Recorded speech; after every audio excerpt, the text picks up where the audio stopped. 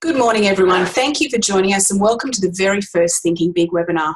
My name's Karen Nelson and I'm the Managing Director of Big Mouth Marketing and Events. Before we kick off this morning's session and learn about today's guest presenter, I wanted to tell you a little bit about the story of Thinking Big and how it came to pass.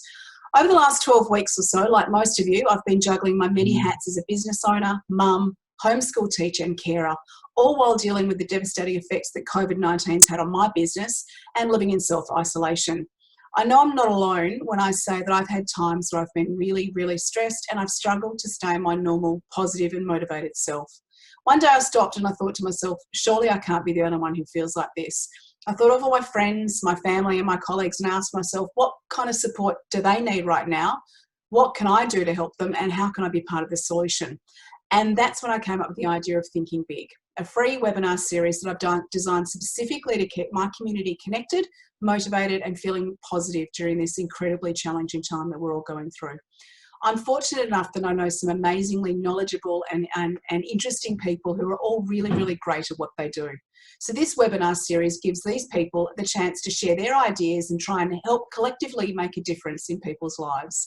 Because while we were starting to see some relaxing of the restrictions in Victoria, and we're now back to base one, we all know that there, regardless, is a very long way for us to go and that life is going to be very different in many, many ways as we navigate our way into the new norm.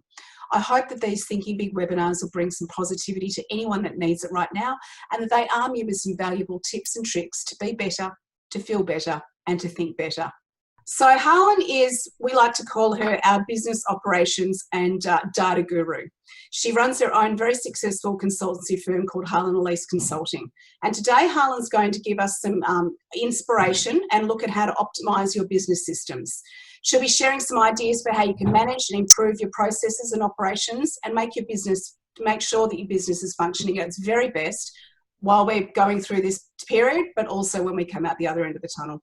Harlan's going to start her presentation shortly and at the end of it we'll have some time for some Q&A. Can I ask you to please use the chat function to submit your questions and I'll put them to Harlan at the end of the session. Any questions that we don't manage to get through, Harlan's going to take those offline and she'll be more than happy to get back to you and have a chat at that point in time. So now it's time for me to hand over to Harlan. Thank you so much to Karen for that amazing introduction. Also, a huge shout out to Michelle, who is working behind the scenes to make sure all of this runs smoothly. As a fellow behind the scenes individual, I know just how hard the Big Mouth team has been working to make sure that this webinar series is up and running. And I'm so grateful to know people in my community who are willing to give back and spend their time on helping others. I'm so honored to be here and thank you to the Big Mouth community for having me and tuning in today. I can't wait to share with you. So today we're going to be talking about how to optimize your business, really specifically on how to find those solutions just for you, so not the generic solutions. So before we get started, I did want to just go ahead and share with you a little bit about who I am and how we got here. So like Karen said, my name's Harlan Wilkerson. I own Harlan Elyse. I've also been around business since I was born. So my dad owns his own business. He's run it successfully for about 30 years, 30 plus now. And with your kid who's been in a family business, you know that you help run the family business, whether you would like to or not. So I learned a lot of things about business as a kid, and I kind of grew into that through college and then post-college. So I went to school, got a degree, got a job that had nothing to do with the degree, and then found myself wanting to be in the digital business world. I ended up joining an MLM company to make some extra money, and I started selling products off of social media and a website. And then through it, I started teaching other people how to do the same thing. And 6 years later, I'm still in the digital business world. So everything that I do comes back to two main pillars, which is business operations and data-driven marketing. So in the world of digital, there is the pleasure of having unsolicited advice about how you should be running your business, what you should be doing to running your business, and all of these actions that you can take right now to gain more clients or to sell more products. Unfortunately, business operations is about doing the thing that matters for your business and not just doing things. And that can be really hard today when there's so many voices. Marketing really, well, I'm not a true marketer. I didn't go to school for comms. I didn't go to school for PR. But I know data and analytics like the back of my hand, and everything for marketing kind of goes from that space for me. So I'm going to jump right into what we're going to talk about, which is operations is the main part of this. But I'm going to bookend our conversation. So we're going to talk about a little bit of it now. I'm going to walk you through an activity that you can do after this meeting. And then we're going to kind of circle back to why those things are really important. So kind of stick with me here. And if you need to take notes, please do, because we're going to dive into how this affects your marketing and sales, your accounting and finance, and then how to kind of automate that through workflows and procedures. So let's get started. How do you start anything with your business about operations? You need to do an audit. So this is an activity that you can start now if you know the things off the top of your head, but I encourage you to take this time later. Log into everything that you do on a daily basis. And every time that you do that, write down what that platform is. So this can be anything from using your email to maybe the social media channels, anything like a task management program. You could be just using Google Tasks, but you could also be using Asana or Monday to kind of help you keep track of things. If you have a website, what does that website backend look like? When you write down all of these items, you have a really good idea of what you're using. Why is this important? This is important because everything that you use starts your operations. Without you knowing it, the platforms that you use create the systems that you use, which means those are the processes that you use. And before you know it, that's the operations of your business. So operations is the foundation. All areas of your business should be visible to you. Everything should be accounted for, organized in a way that you don't waste time in your business. Well, what does this mean? That means that when a client calls you, you're not spending 15 minutes trying to find the document that they're talking about. When you're selling a product, you're not trying to reinvent the wheel every time you're shipping that product out. You know where everything is, you have a good idea of where everything is, and it happens efficiently for you. There's a couple levels of this, and in full transparency, I'm actually at level 1. So I use all non-integrated platforms because it's what works for me. I'm pretty diligent in what I do. I use Google and G Suite for everything. So I use labels in my email for every project, every client, everything, to make sure that none of that gets lost. So an email comes in, it gets labeled. That same label is the exact same level that I use in Google Drive for folders. So that client name or that project is in the 2 places. It's exactly the same. Everything gets saved there.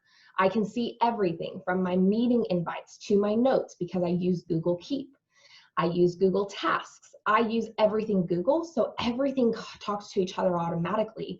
So even though I'm not using integrated platforms, I'm using a program that has all of these things in it that are basically free that help me run my business.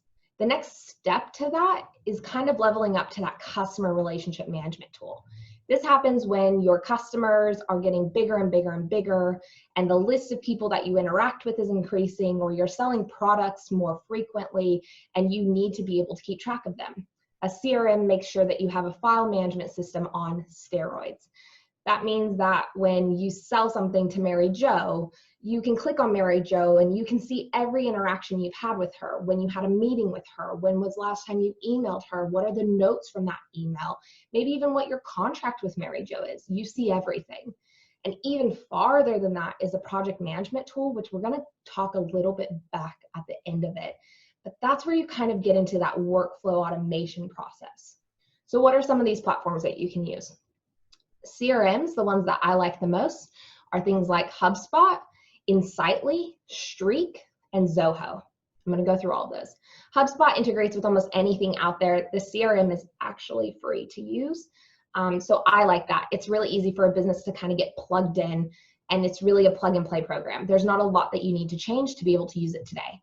Insightly is another one. It's a little bit more hands-on, but it's still pretty easy to use. Streak is a CRM that was created by former Google employees and actually sits on the top of Google. So if you're a Google user and you want to have a task management or you use pipelines, well, this is really great for you. And Zoho is a CRM that comes automatically with a WordPress website. So if your business runs through WordPress, Zoho may be the CRM for you. Project management tools I'm going to talk about at the end with workflows, so stay tuned for that. So let's talk about how all these things flow into the other aspects of your business. Marketing and sales. Everyone loves this topic nowadays, and everyone will tell you that you need to work on content marketing and you need to get your lead generation going and build your list and what's your sales funnel.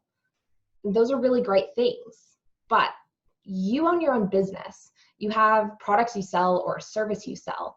You're the expert on what you do. You shouldn't need to be an expert in marketing to understand what you need. All of those words, the only thing that they mean is that you have a goal of constant business.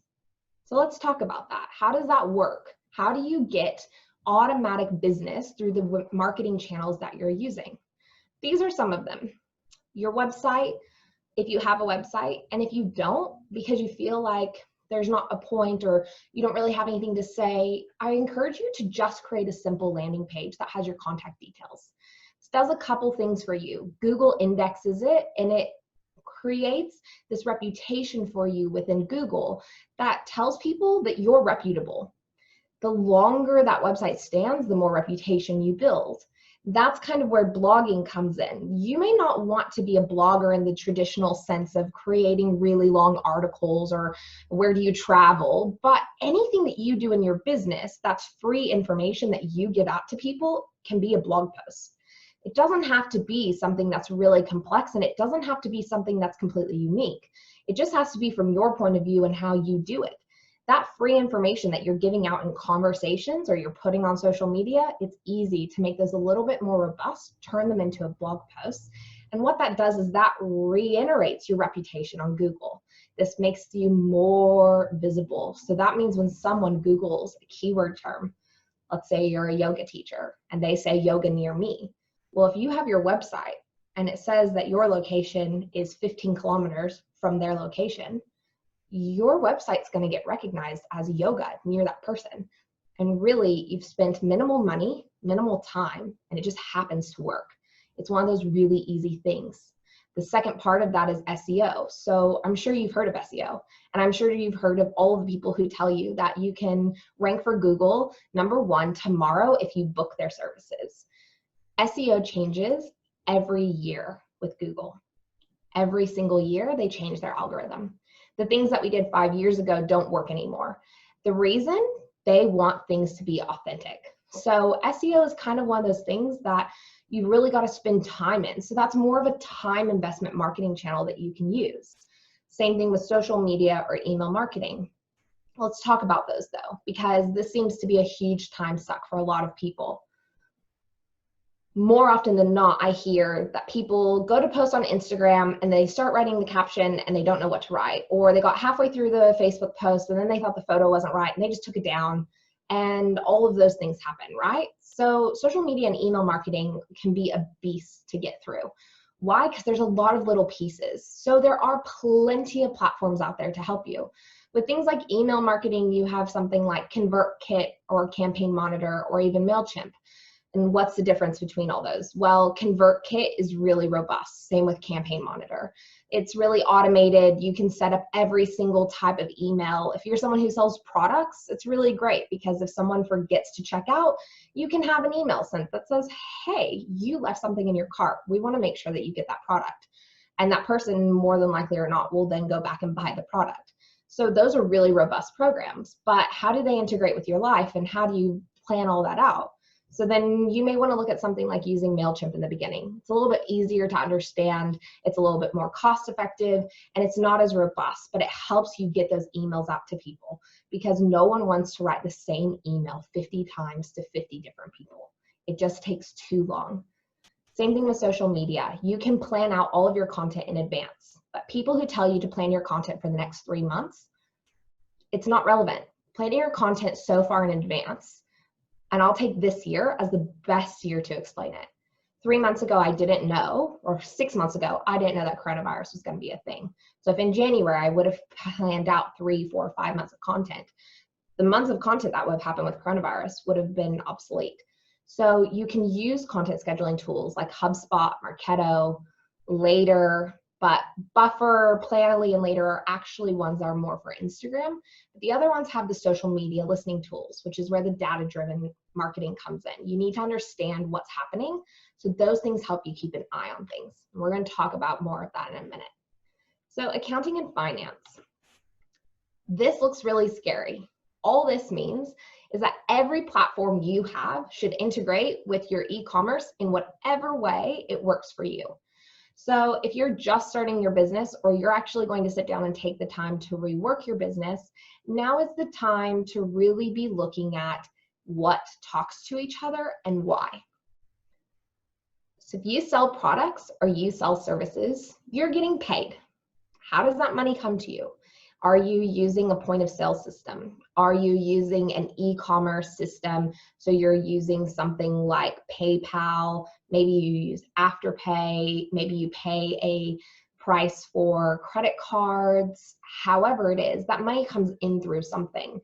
All of that money that comes in, if you're not using an accounting software, should always come to the same bank account. And every piece of money that you need for your business should leave that same bank account. Why? Because it saves you time and money when the end of financial year happens. So how many of you right now are trying to go back through and find receipts, all the emails that you've done, everything that's happening, what platforms did you pay for this year? Oh, that one went to my personal credit card, that didn't go to the business account. Oh, I need to pull that over from there, and everything has to be accounted for. It gets really messy, and this happens because we ad hoc things to our business in a way to create a solution for something, and we haven't done the diligent work of thinking through how it's going to work in the long term. So if you're setting up your business and you're setting up your website, whatever platform you're using, a simple Google search will tell you exactly whether or not that platform is going to work for you. What does that mean? Well, let's say you use Xero as your accounting software. It's the most popular one around. And let's say that you have it so that every time you invoice someone, it goes through Xero. So that's all accounted for. Your accountant may even have visibility to that. Great. You just signed up for a Squarespace account. Does your Squarespace e-commerce site talk to Xero? It can, by the way. Those are things that you need to know, because if not, then that's going to be more time that you have to spend manually making sure that the logs of your data from Squarespace and your sales are getting put into Xero so that your accountant can see them. So that's the thought process you need to have whenever you decide to add another platform. So everything when it comes to accounting, QuickBooks, Xero, if you use a project management tool like I mentioned earlier, Dubsado is one that's so robust, it's nuts. It does everything in it, from creating your contracts, sending invoices, keeping everything in one place. But that means when you send an invoice through Dubsado, does that connect to also what you're using for your bank account or your point of sale?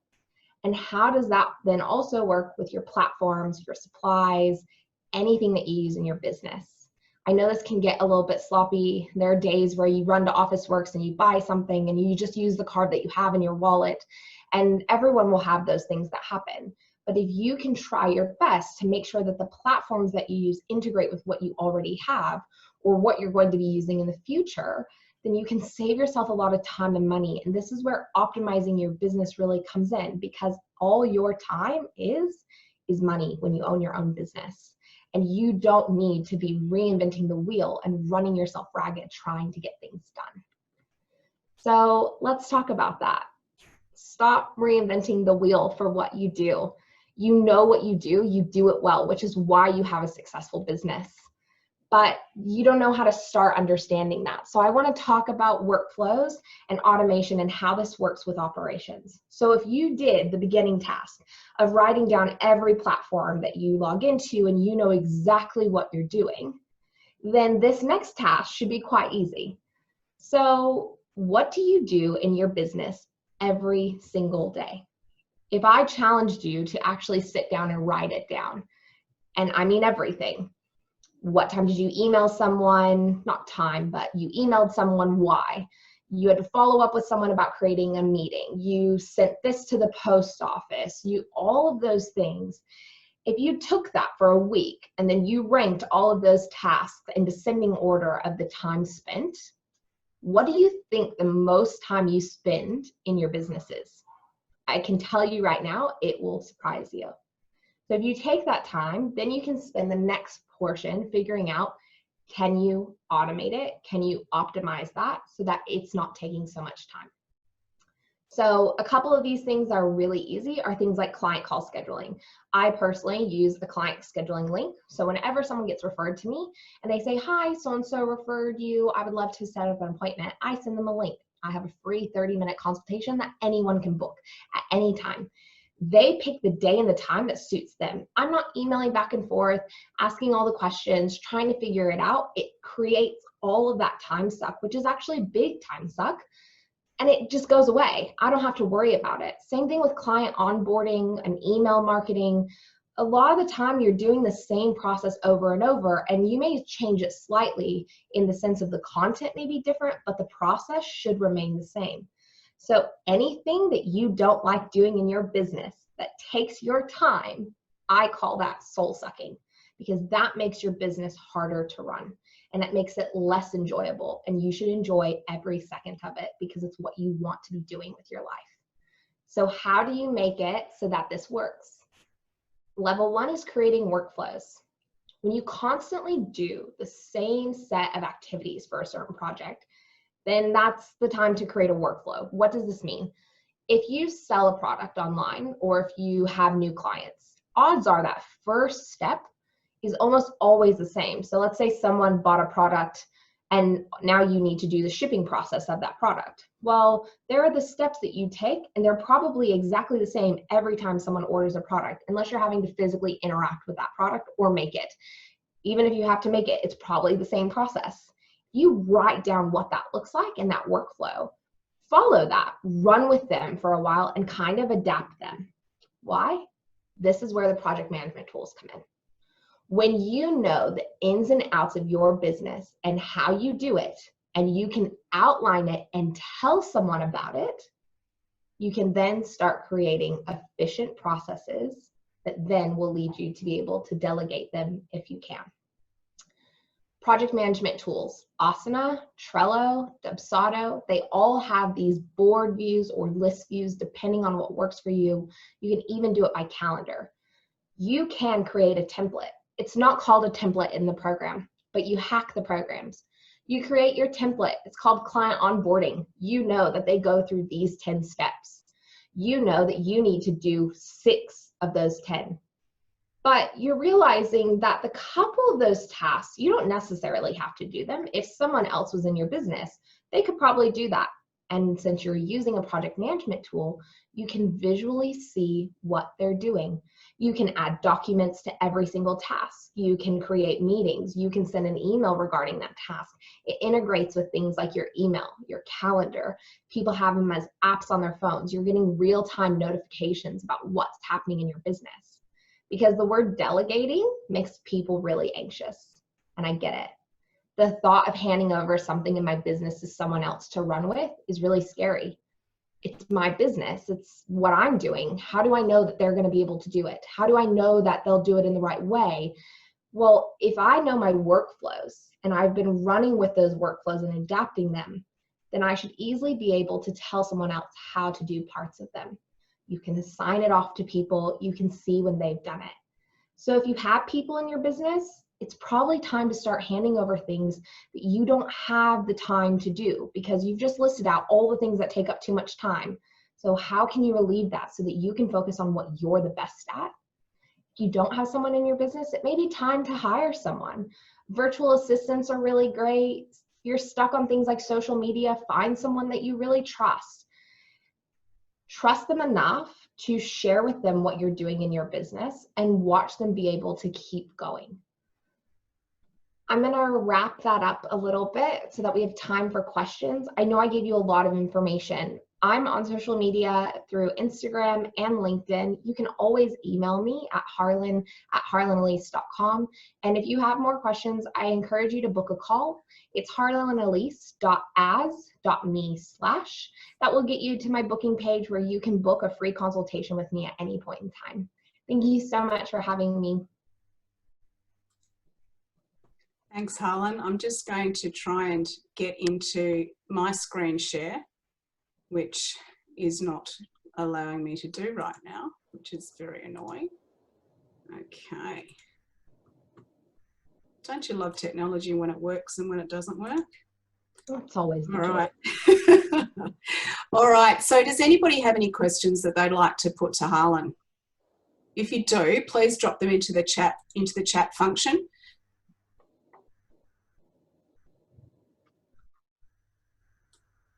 I'm seeing a question coming through. So someone's just also said it was great to see how everything connects, and it is, Harlan. It's fantastic. You've given a great overview. But I've also had a question of, is there a one-fits-all solution? Is there anything that you can actually do that enables you to capture everything at the same time? So what's the best, what's the most cost-effective, and is there anything that does it all in one? I mean, I'm sure there's tons of things out there that do it all in one, but I think the main thing that I like to focus on with every client that I have is that what works for someone else in their business probably won't work for you. And the reason is because you have a different business and the things that you do is quite different. So when you start with doing the audit, you kind of know exactly what you do. And when you don't start with that and you start with everybody else's information coming in at you, which everyone gives to you on a daily basis, we're all on social media, you see every single blog post that every single person has written about how to get more clients, how to sell more products. And you read those and you start trying to do things, but if you haven't stepped back to look at what you do and how you do it already, it's really hard to know how to adapt to that. So there isn't a one size fits all. And every single person is at a different point. What budget you have, how much time you want to spend setting it up. Can you pay someone else to set everything up for you so that you can just drop into it and start using it? If you don't, and you're trying to get educated, well, are you going to spend your nights reading up on it? So it's just kind of that hard thing. There isn't really a one size fits all. And a lot of agencies try to sell that.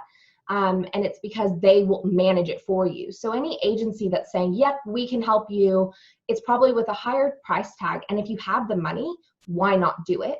But it's normally because they're going to manage a lot of things for you that you're never going to see. And some businesses really like that. And some businesses want to see what is going on. So it's just really what you want. Okay. Got another couple of questions for you, Harlan. One of them is, so where do you start? What do you do first? Because it can be really overwhelming. So that audit is everything that you start with. The audit and the understanding your workflows currently are the two main things. So there's a PDF that everyone will receive post this event, and I've outlined kind of my first 6 steps to do. Starting with that audit tells you everything that you do in your business. You know where your platforms are. Bookending that with what you do in your workflows and how you do your process is the other part of that.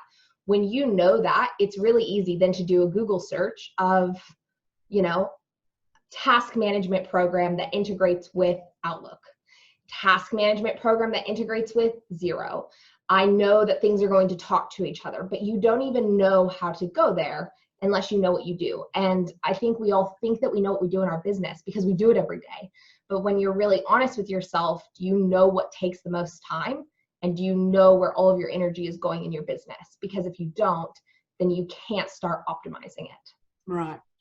We've got another question, Harlan. So do you have any advice? So say you've made an error on the tool that you've decided to transfer your data across to. What do you then need to do? Do you need to set aside time for you and your staff to educate? Do you do an audit and then bite the bullet? What do you recommend you do if you've made a tool choice error? So this is a big thing. It happens all the time and it can be really discouraging. And I will say, full stop, I've had this happen to me so many times. Unfortunately, you won't know if a tool is right for you until you start using it. So what I recommend is, let's talk about it in terms of a project management tool or a task management tool. It can be really tempting to take all of your data that you already have in your CRM or maybe even just in your contacts app and immediately chuck everything into it and try to work with it. It's really tempting because you want it to work for your business, but I always try to do that trial time. So if most tools have a trial on them, or if they're a free tool, I use fake data sets. I will take someone else's data from the internet. You can download literally fake contact data set, CSV. You can Google it, something will come down. It'll just be a blank CSV with a bunch of different random names and emails. None of it's real. And then when you start using that, you pick a person and you walk through that process with them and see how it's going. If you start having problems with it and it's not working for you, ditch it. Get out of the trial, stop the payment on your card, walk away, find something else. Don't try to force it to work for you, because the other part is that you kind of integrate and you start and then you get really busy, and then before you know it, you didn't put that next task in, and then you're not using it. And it just sits there and you're paying money for it and it doesn't work for you. If it doesn't work, don't force it. It doesn't have to be what someone else used. And just because it worked for someone else, it doesn't mean it will work for you. So I use fake data if I can, or I don't put everything in there and then just try to make it work. And if it doesn't, then I move on. Or I look for an expert that uses that tool because maybe I've misunderstood it. Do you have any tool traps? Have you had any bad experiences with anything due to expense, security, something along those lines? Yes and no. I think that a lot of it comes down to user error, which I don't mean to sound condescending, but most of the time, anytime I've had a bad experience, it's because I didn't understand something. So I've put the data in, but I've put it in the wrong way. So things don't look right, or the field names aren't the right time. So things don't match up and it's unusable. There are a lot of programs out there that cost a lot of money. This is why knowing exactly what you do and how many people in your business can do those things is really, really important. It's really easy to get sold a big, robust platform that costs you a lot of money in the hopes that it will save you a lot of money in employment, in staffing, in time and meetings. But if you don't actually need it, then you will feel like you wasted your money and you got trapped. And that's the hard part. So anything like HubSpot has a free CRM. HubSpot marketing is hundreds of dollars. If you're not a big company that's running thousands of emails every month, that's on multiple platforms, that needs a social listening, paying hundreds of dollars probably isn't going to work well for you. But if you just leveled up your business and you went from having 2 people in your business to 20 people in your business and your sales just skyrocketed, well, then it may be time to pay the big bucks. So there are big platforms out there that are a waste of time, that are a waste of money, but it's only because it doesn't fit you. It's not because the platform is actually bad. Any program within terms of security, I'm not going to say a lot about it other than the fact that you need to have your data backed up to the cloud. And you need to be doing regular downloads of your data to a hard drive that's a physical device. And this needs to be regularly for your business. So even if everything you do is in the cloud because you use Gmail or you use Outlook and everything's on these cloud programs, you need to be doing a physical download, because at any point in time, every single program out there is at risk for having a security breach. No matter what their promise is, it's the age in which we live in, unfortunately. Terrific. Thank you so much, Harlan. We'll wrap it up there because I'm mindful of time.